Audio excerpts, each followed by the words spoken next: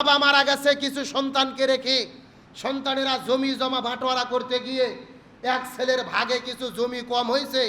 এই ছেলেটা হাতের মধ্যে কোদাল নিয়ে বাবার কবরে গিয়ে কবরে খোঁড়া শুরু করেছে, কবর ভেঙে ফেলা শুরু করেছে। জোরে বলেন নাউজুবিল্লাহ। সারা জীবন যেই বাবা সন্তানের জন্য জীবন যৌবন ধ্বংস করলো, আজকে সেই ছেলে বাবার কবর ভেঙে ফেলতেছে। ওই জায়গাও তিনি নিয়ে নেবে, 2 হাত জায়গাও বাবাকে দেবে না। সারা জীবন সন্তানের জন্য কাজ করে গেলেন, আজকে সেই সন্তান বাবার কবরে কোদাল দিয়ে ভেঙে ফেলবে, 2 হাত জায়গা দেবে না। এমনটা যদি বাবা বেঁচে থাকতে টের পাইতো, আমার মনে বলে এমন কুলাঙ্গার সন্তান সে জন্ম দিত না। পৃথিবীর সব সম্পদ রেখে গেছে, সব জমি রেখে গেছে, 2 হাত জায়গা নিয়ে কবরে ঘুমিয়ে আছে, শান্তিতে কবরে ঘুমাতে দিচ্ছে না। কবরটা ভেঙে ফেলছেন কোদাল দিয়ে, কবরের জায়গাটা দখল করছেন, গাছ কেটে ফেলছেন। বলেন তো এগুলো সুসন্তান না কুসন্তান? এগুলো হলো কুলাঙ্গার সন্তান। বাবার উপরে তার যত ক্ষোভ থাক, যত অন্যায় থাক, ও তো মারা গেছে। মৃত্যুবরণ করার পরে সন্তান যে বাবার কবরে কোদাল দিয়ে চোট দেবে, কোদাল কবর ভেঙে ফেলবে, এটা কি কোনো ভালো সন্তানের কাজ হতে পারে? এটা কখনোই ভালো কাজ হতে পারে না। আপনার বাবা যদি অন্যায় করে, অপকর্ম করে, আখেরাতে আল্লাহর কাছে তাকে জবাব দিতে হবে। কিন্তু আপনি সন্তান হয়ে কেন কবরের সাথে বেয়াদবি করলেন? রসুল বলেছেন কবরকে সম্মান করো, পাশ দিয়ে গেলে জিয়ারত করো, তার জন্য দোয়া করো। রব্বির হামহুমা কামা রাব্বায়ানি সগীরা। তুমি হলে সন্তান, তোমার উচিত ছিল বাবার কবরের পাশে দাঁড়িয়ে দোয়া করা, কিন্তু দোয়া না করে কোদাল দিয়ে কবর ভেঙে ফেলতেছো। এরা সুসন্তান নয়, এরা হলেন পিতা মাতার কুলাঙ্গার কুসন্তান। তবে আমরা যদি বাবা মা হই, আমাদেরও সচেতন থাকতে হবে। কোনো বাবা আবার এমন দেখা যায় 4 সন্তান, 3 সন্তানকে জায়গা ঠিকই দিছে, কিন্তু 1 সন্তানকে জায়গা দেয় কম। এমন বাবা নাই? কথা বলে না কেন? কারণ কি? ওই সন্তানকে সে দেখতে পারে না, বাবা মার কথা শোনে না, বাবা মার খেদমত করে না। প্রত্যেকটা পিতা মাতাকে বলি, আপনার 4 সন্তান, 3 সন্তান ভালো, 1 সন্তান ভালো না, কথা শোনে না, আপনার খরচ দেয় না, আপনার কথা মতো চলে না। এই জন্য আপনি তাকে চাইলে সম্পদ কম দিতে পারবেন না। আল্লাহ আপনাকে হুকুম করেছে প্রত্যেকটা সন্তানের ভেতরে ইনসাফ কায়েম করতে হবে, আদালত কায়েম করতে হবে, সঠিকভাবে সমানভাবে জমির বন্টন করে দিতে হবে। শরীয়তের দৃষ্টিতে এটা কার হুকুম? কিন্তু আপনি তিন ছেলেকে আগে জমি লিখে দিয়ে যাবেন, অথবা 4 ছেলের ভেতরে 1 ছেলেকে বেশি ভালোবাসেন, 2 বিঘা আগেই লিখে দিয়ে চলে যাবেন, পরে অন্যান্য ছেলেরা জমি কম পাবে। এটা করার কোনো সুযোগ? আল্লাহ যেটা বন্টন করে দিয়েছে এর ভেতরে কলম ধরার অধিকার আপনাকে কে দিল? আপনি মরে যান, যার সম্পদ তারা বন্টন করে শরীয়তের দৃষ্টিতে বন্টন করে নেবে। সুতরাং পিতামাতা হিসেবেও আপনারা যদি বৈষম্য করে কোনো সন্তানকে বেশি ভালোবাসেন, কোনো সন্তানকে কম ভালোবাসেন, কাউকে কম জায়গা দেন, কাউকে বেশি দেন, এটার দ্বারাও আল্লাহর আদালতে আসামির কাঠগড়ায় কি করতে হবে? দাঁড়াতে হবে, হিসাব দেওয়া মুশকিল। সুতরাং সন্তানকে দিনের শিক্ষা দেন যাতে এমন কাজ না করে, পাশাপাশি নিজেরাও আদালত কায়েম করেন।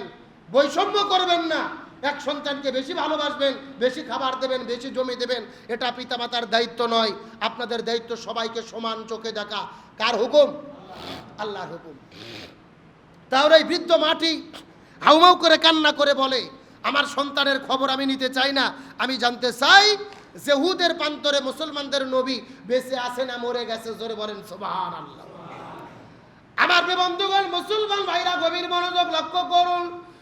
ওই বৃদ্ধ মহিলাটা হাউমাউ করে কান্না করে করে পুরো মদিনার মধ্যে যখন হাউমাউ করে কান্না করে করে চিল্লা চিল্লি শুরু করে দিলেন, ওই মদিনার হাজার হাজার মা বোনেরা দৌড়াইতে দৌড়াইতে ওই বৃদ্ধ মহিলার সঙ্গে উদের প্রান্তরে দৌড়ানো শুরু করে দিলেন। উদের প্রান্তরে দৌড়ে দৌড়ে চলে যায় মুসলমানদের নবীর খবর নেওয়ার জন্য। কিছুক্ষণ পরে লক্ষ্য করে দেখা গেল আরেকজন উদের প্রান্তর থেকে দৌড়ে দৌড়ে সেই এই বৃদ্ধ মহিলাকে ডাক দে বলে, মা তুমি কি জানো তোমার 2 দুইটা সন্তান এই দুনিয়ার মধ্যে থেকে বিদায় নিয়ে চলে গেছে, এই খবর তো তুমি আগেই পেয়েছো। কিন্তু তোমার যে স্বামী ছিল ওই স্বামীটা উহুদের প্রান্তরে কাফেরদের আঘাতে দুনিয়া থেকে বিদায় নিয়ে চলে গেছেন, শহীদ হয়ে বিদায় নিয়ে চলে গেছে।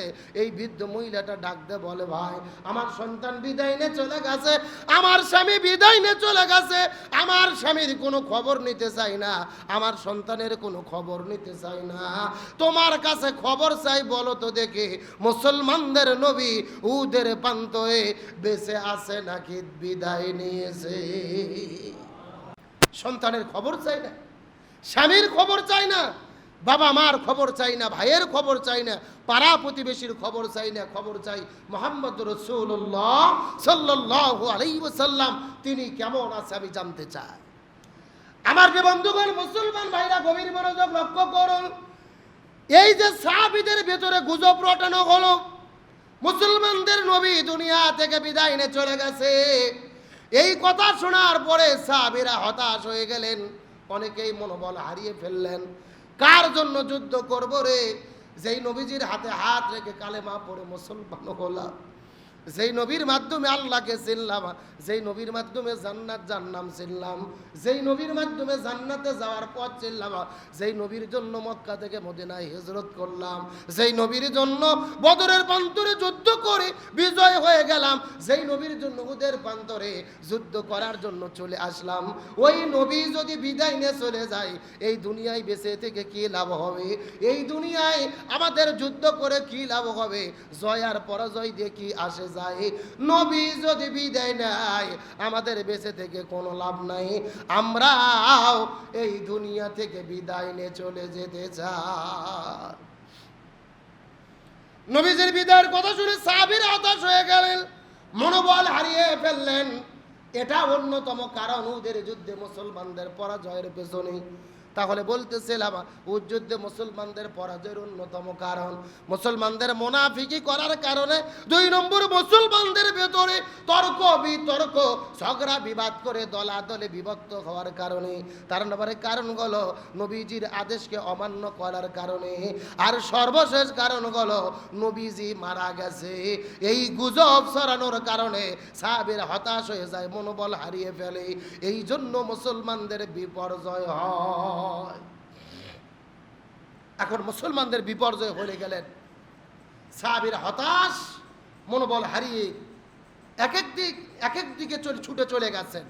আল্লাহ তাআলা সাহাবীদেরকে বললেন, রাসূলকে বললেন, ইয়া রাসূলুল্লাহ আপনি সাহাবীদেরকে ডাকুন, মসজিদুন নববীর মধ্যে বসুন, আমি তাদেরকে সান্ত্বনা দিতে চাই, তাদের ব্যাপারে কিছু নসিহত করতে চাই। বলেন সুবহানাল্লাহ। আল্লাহ সুবহানাহু ওয়া তাআলা সর্বপ্রথমে সাহাবীদের যখন রাসূল আরবি সাল্লাল্লাহু আলাইহি সাল্লাম সাহাবীদেরকে নিয়ে যখন মসজিদুন নববীর মধ্যে বসে গেলেন, আল্লাহ তাআলা সর্বপ্রথম বললেন, ওয়ালা তাহিনু ওয়ালা তাহজানু ওয়া আনতুমুল আ'লাউনা ইন কুনতুম মুমিনিন। আল্লাহ সাহাবীদের সর্বপ্রথম বলে, ওয়ালা তাহিনু তোমরা ভয় পেও না, হতাশ হইও না, ওয়ালা তাহজানু দুর্বল হইও না। তাহিনু তাহজানু এগুলো হলেন মুজারের সিগা। মুজারে মানে হলো তোমরা হতাশ হইও না, কিয়ামত পর্যন্ত হতাশ হবে না। এখন বলেন তো সাহাবীরা কি কিয়ামত পর্যন্ত বেঁচে থাকবে? কথা বলেন। তাহলে আল্লাহ এখানে এই শব্দ কেন ব্যবহার করলেন? আল্লাহ তো বলতে পারতেন তোমরা হতাশ হইও না, বাস এ পর্যন্ত শেষ। কিন্তু আল্লাহ বলেন হতাশ হইও না, কিয়ামত পর্যন্ত হবে না। তো সাহাবীরা যে কিয়ামত পর্যন্ত বাঁচবে না আল্লাহ কি জানে না? তারপরে এটা আল্লাহ কেন বললেন?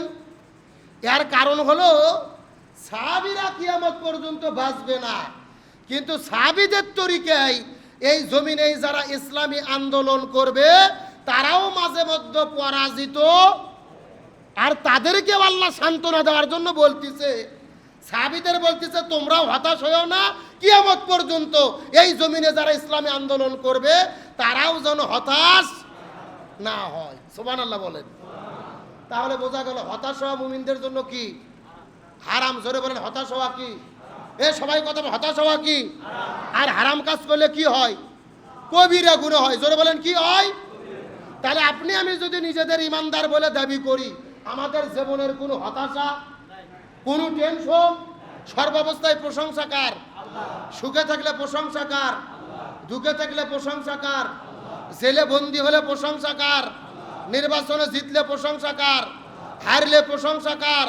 ফাঁসির দড়িতে ঝুলতে হলেও ফাঁসির দড়ির সামনে দাঁড়িয়েও প্রশংসা হবে কার? ইমানদার মুসলমানের জীবনে কোনো হতাশা। আমাদের দেশে একটা কথা আছে, হাতি মরলেও লাখ, বাঁচলেও লাখ। এই জমিনে যারা ইসলামে আন্দোলন করে এদের জীবনের কোনো ক্ষতি নেই। আপনি কাজ করতেছেন, চেষ্টা করতেছেন, বিজয়ী হলেন তো আলহামদুলিল্লাহ। যদি বিজয়ী নাও হন, আপনি যে চেষ্টা করলেন এর বিনিময়ে আখিরাতে জান্নাত দেবে কে? আরো জোরে বলেন। তাহলে ইমানদারদের মূল সফলতা দুনিয়াতে না, ইমানদারদের মূল সফলতা আখিরাতে জান্নাত পাওয়ার মাধ্যমে। ওয়ালা তাহিনু ওয়ালা তাহজানু, হতাশ হয়ো না, টেনশন করো না। ওয়া আনতুমু লা আলাউনা, তোমরাই বিজয়ী হবা ইন কুনতুম মুমিনিন, যদি মুমিন হতে পারো। এই ওয়াজ আল্লাহ কাদের সামনে করতেছে? সাহাবীদের সামনে। জোরবেন কাদের সামনে? এখন আপনাদের কাছে আমার প্রশ্ন, সাহাবীরা কি মুমিন ছিল না? কথা কয় না। ইমানদার ছিল না? তাহলে আল্লাহ কেন বললো তোমরা মুমিন হলে বিজয়ী হবা? কেন বললো? সাহাবীরা মুমিন ছিল না? তাহলে আর ব্যাখ্যা কি? তাফসীরের মধ্যে এসেছে আল্লাহ তাআলা এখানে সফলতা বলতে বুঝিয়েছে এই দুনিয়ার সফলতাই সফলতা নয়, ইমানদারদের মূল সফলতা আখিরাতে জান্নাত পাওয়ার মাধ্যমে। সুবহানাল্লাহ বলেন। সারা জীবন ইসলামী আন্দোলন করলাম, ইসলাম বিজয়ী হলো, আখিরাতে জান্নাত পেলাম না, সফল না ব্যর্থ? আবার সারা জীবন চেষ্টা করে এই দুনিয়ায় আমরা বিজয়ী হতে পারলাম না, আখিরাত আল্লাহর বিনিময়ে জান্নাত দিল, আমরা সফল না ব্যর্থ?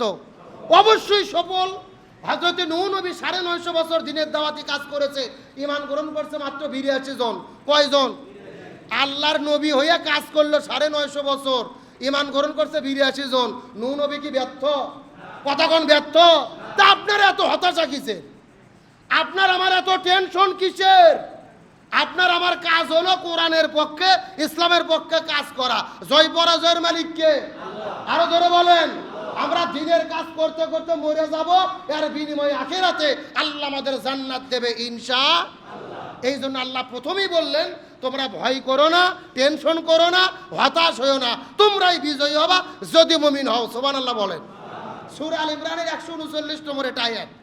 এরপরে 40, 41, 42 এই 3 আয়াতে আল্লাহ তাআলা কিছু পরামর্শ দিয়েছেন সাহাবীদেরকে এবং সাহাবীদের মাধ্যমে আমাদেরকে। আমাদের কি করণীয়? উহুদ যুদ্ধে কেন বিপর্যয় হলাম, আমরা কেন বিজয় হতে পারতেছি না, কি করা দরকার, কি করা উচিত ছিল, এগুলো আমাদের কোরআন থেকে জানার দরকার আছে না নাই?